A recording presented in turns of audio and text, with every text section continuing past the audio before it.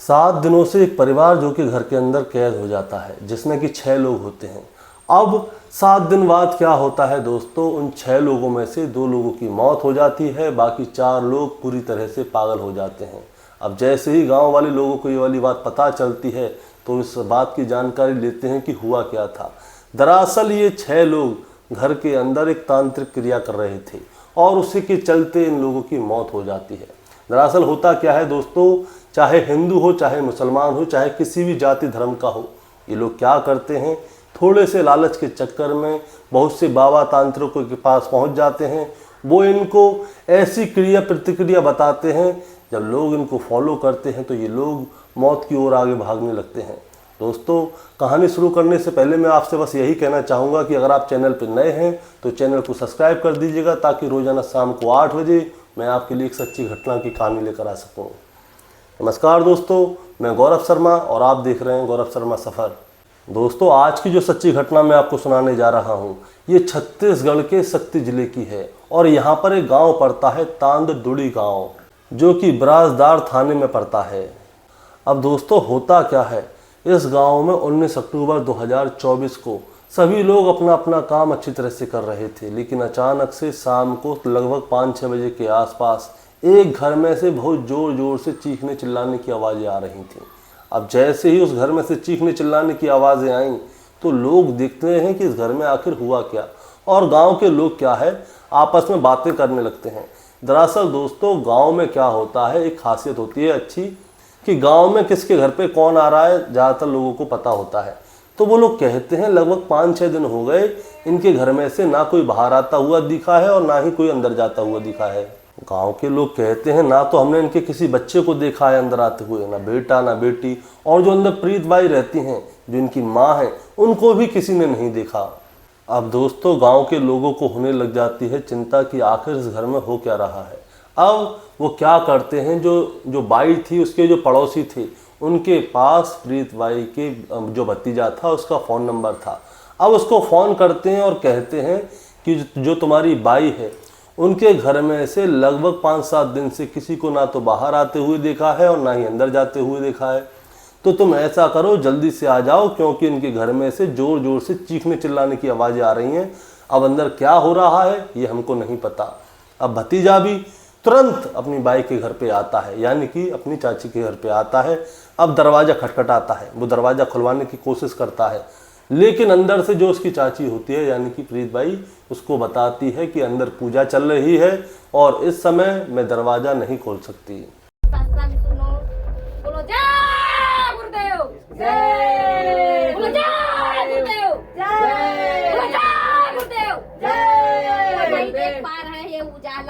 और अब दोस्तों, जब उसकी चाची ने उसके लिए दरवाज़ा नहीं खोला तो वो भतीजा क्या करता है, वो भतीजा घर के पीछे की साइड जाता है और वहाँ से देखने की कोशिश करता है कि अंदर आखिर ऐसी कौन सी पूजा चल रही है जिसके लिए दरवाज़ा भी नहीं खोल रही उसकी चाची। तो वो क्या करता है, ऊपर से झांकता है। तो ऊपर से झांकता है तो देखता है कि उसकी जो बाई थी यानी कि प्रीत बाई उसकी चाची, वो वहाँ पर बैठी थी।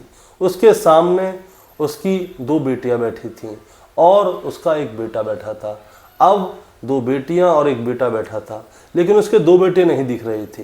तो वो क्या करता है, और ताका झाकी करता है, तो छत के रास्ते से दूसरी ओर जाता है तो वहाँ पे एक अलग कमरे में दूसरी साइड मुंह करके उसके 2 बेटे बैठे होते हैं, जिनमें से एक का नाम विकास गोंड और दूसरे का नाम विक्की गोंड था। वो दोनों एक साइड में कमरे में बैठे हुए थे। लेकिन दोस्तों, अब वो भतीजा क्या करता है, वो उन दोनों से बोलने की कोशिश करता है, लेकिन उधर से कोई भी किसी भी तरह की कोई प्रक्रिया नहीं आती। तो वो ध्यान से देखता है। दरअसल जो विकास गोंड और जो विक्की गोंड थे वो दोनों बैठे नहीं थे, बल्कि वहाँ पे पड़े हुए थे। अब जैसे ही ये वाली बात वो भतीजा गांव के लोगों को बताता है कि अंदर 4 लोग बैठे हुए हैं एकदम शांति से, और जो उसकी चाची के 2 लड़के हैं वो अंदर मरे हुए पड़े हैं। तुरंत ही गांव वाले क्या करते हैं, तुरंत ही पुलिस को फ़ोन करते हैं और तुरंत पुलिस मौका वारदात पर आ जाती है।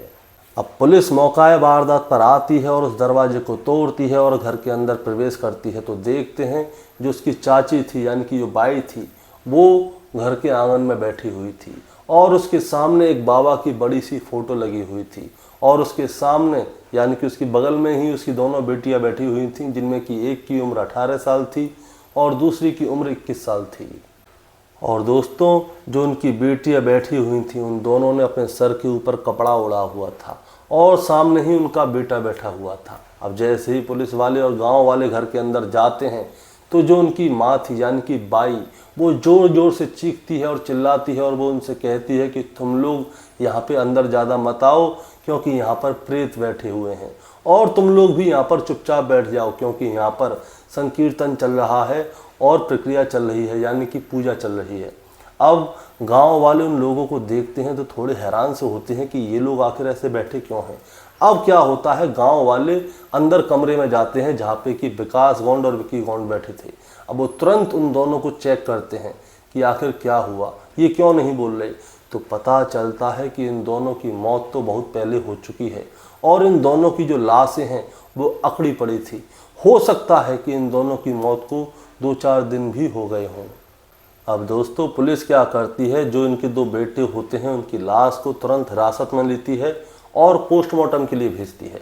अब पुलिस वाले जो उनकी माँ थी उनसे बात करने की कोशिश करती है, 2 बेटियां थीं उनसे बात करने की कोशिश करती है, लेकिन माँ और 2 बेटी और एक बेटा पूरी तरह से पागल हो चुके थे। ये किसी से बात करने की कंडीशन में नहीं थे, बस ये चिल्ला रहे थे, चीख रहे थे कि यहाँ पर सत्संग चल रहा है, हम पूजा कर रहे हैं, तुम लोग यहाँ से जाओ। अब क्या होता है दोस्तों, जो गांव के लोग जो घर के अंदर होते हैं वो इन लोगों की वीडियो बना रहे होते हैं कि आखिर अंदर क्या हो रहा है, कौन कौन क्या कर रहा है, कितने कितने लोग मर गए, ये लोग पागल हो गए हैं। अब दोस्तों, पुलिस बस ये जानना चाहती थी कि आखिर इन लोगों के साथ क्या हुआ, ये लोग ऐसे क्यों कर रहे हैं। अब बस वहाँ पे उनको दिखता है कि इतनी बड़ी एक तस्वीर होती है किसी बाबा की जो कि उज्जैन के बाबा हैं और ये लोग उनके सामने बैठ के रिचुअल यानी कि तांत्रिक क्रिया कर रहे थे। अब पुलिस क्या करती है, क्योंकि ये लोग तो बता नहीं पाते, तो पुलिस क्या करती है, इनके रिश्तेदारों से पूछती है, जो भतीजा था उससे पूछती है कि यहाँ पर कौन कौन रहता है और ये लोग आखिर ऐसे क्यों कर रहे हैं। तो वो भतीजा बताता है कि इस घर की जो मुखिया है वो मेरी चाची है और मेरे चाचा की मौत आज से लगभग 5-7 साल पहले हो गई है। चाची के 5 बच्चे हैं जिनमें कि 3 बेटे और 2 बेटियां हैं। इनके पास थोड़ी सी खेती बाड़ी है और खेती बाड़ी करने की वजह से ही अपना घर परिवार चला लेते हैं। लेकिन दोस्तों, अब पूरे गांव में हर जगह ये शोर हो गया था कि एक परिवार के, जिसमें कि परिवार में 6 लोग रहा करते थे, जिनमें से 2 लोगों की मौत हो गई, 4 लोग पागल हो गए हैं जो कि तंत्र क्रिया कर रहे थे। लेकिन अब ये सवाल था कि जो 2 लड़कों की मौत हुई है वो मौत हुई तो हुई कैसे। अब यहाँ पर क्या होता है दोस्तों, पुलिस की बड़ी बड़ी टीम आ जाती है, FSL टीम आती है, जितने भी अधिकारी होते हैं वो सब आ जाते हैं, क्योंकि ये खबर जो है वायरल हो गई थी कि तंत्र क्रिया करने की वजह से एक ही परिवार के 2 लोगों की मौत हो गई और 4 लोग पागल हो गए। अब सबको सिर्फ यही जानना था कि जो 2 लोगों की मौत हुई है वो कैसे हुई है, क्या उनने कोई जहर वगैरह खाया है या कोई कीड़ा उनको खा गया है, या क्या इनने किसी ने इनको 2 लोगों को मार दिया है, क्या हुआ ऐसा कि इन 2 लोगों की मौत हो गई। अब दोस्तों, पुलिस वाले क्या करते हैं, इसके बारे में पूरी जांच पड़ताल करते हैं और उसके बाद आती है इनकी पोस्टमार्टम की रिपोर्ट। अब पोस्टमार्टम की रिपोर्ट में पता चलता है कि इन्होंने ऐसा कुछ खाया था जिससे कि इनके अंदर पानी की और ऑक्सीजन की कमी हो गई और इन लोगों का मानसिक संतुलन जो था वो बिगड़ गया था। इसी की वजह से 2 लोगों की मौत हो गई, बाकी 4 लोग पागल हो गए। अब दोस्तों, पता चलता है ये जो इसकी चाची थी, इसको बाबाओं के पास जाने का बहुत शौक था। मतलब कि ये बाबा वगैरह की बातों को, यानी कि तांत्रिक और बाबा वगैरह होते हैं, उनकी बातों पर ज़्यादा ध्यान देती थी।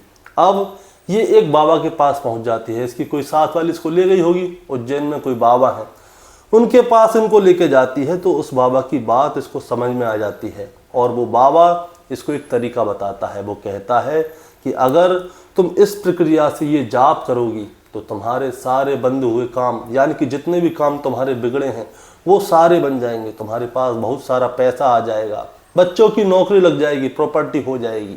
अब बाबा ने इतने सारे झूठे सपने दिखा दिए। अब बाबा इतने सारे झूठे सपने दिखा देता है तो ये बाई क्या करती है, अपने 3 बेटे और 2 बेटियों को इस बाबा के पास ले जाती है। तो बाबा इन बच्चों का भी माइंड वॉश करता है। अब दोस्तों होता क्या है, दरअसल बच्चे एक घड़ी बात ना सुनते, लेकिन माँ क्या है सुबह से लेकर शाम तक यही बात कहती रहती है कि बाबा ने ऐसा कहा है तो ऐसे होगा, बाबा ने ऐसे कहा है तो ऐसे होगा। अब ये लोग क्या करते हैं, 19 अक्टूबर से 7 दिन पहले यानी कि 11-12 तारीख की समय रहा होगा, ये लोग उस बाबा की फ़ोटो लेकर आते हैं, उस पर हार चढ़ाते हैं और तभी से वहाँ पर उसका जाप करने लग जाते हैं, तांत्रिक क्रियाएं करने लग जाते हैं। और 7 दिन बाद गांव के लोगों को जब इस घर में से जोर से चीखने चिल्लाने की पता चलती है, तब इनको पता चलता है कि इस घर में तो तांत्रिक क्रियाएं हो रही हैं। अब दोस्तों मैं आपको बताना चाहूँगा कि ये कोई नई चीज़ नहीं है। मैंने आपको कईयों बार पहले बहुत सारी कहानियाँ सुनाई हैं जिनमें कि तांत्रिक क्या करते हैं, महिलाओं का बलात्कार भी करते हैं। कई कहानियों में तो मैंने आपको ये भी बताया है कि तांत्रिकों ने जो उनके क्लाइंट थे उनकी ही गर्दन काट कर उनकी हत्या कर दी। और अब एक और तांत्रिक की कहानी आ गई। इसमें क्या होता है, इसमें इस बाबा ने लोगों को एक क्रिया बताई, ये लोग वो कर रहे हैं। अब 2 बच्चे मर गए और परिवार के जो 4 लोग हैं वो पागल हो गए। अभी थोड़े दिन पहले ही हाथरस में एक घटना घटी है, वहाँ पे भी एक बाबा जा रहा था। अब वो बाबा जाता है तो होता क्या है दोस्तों, कहते हैं कि अगर उस बाबा के पैर की रज ले लें यानी कि मिट्टी ले लें और अपने परिवार के किसी के माथे पे लगा दें तो उनकी बीमारी ठीक हो जाएगी। अब बाबा अपनी गाड़ी में बैठ के जाता है तो लोगों के बीच में भागदौड़ मच जाती है। अब भागदौड़ मच जाती है तो बहुत सारे लोग गड्ढे में गिर जाते हैं, जिनमें कि 121 लोगों की मौत हो गई थी। अब देखिए अंधविश्वास कितनी जोर शोर पे है। जो लोग बच गए थे वो क्या कहते हैं, वो कहते हैं कि ये लोग क्यों मरे, हम क्यों नहीं मर जाते, हम मर जाते तो हम भी स्वर्ग पहुंच जाते। अब बताइए दोस्तों, लोग अंधविश्वास में इतने पागल हो रहे हैं।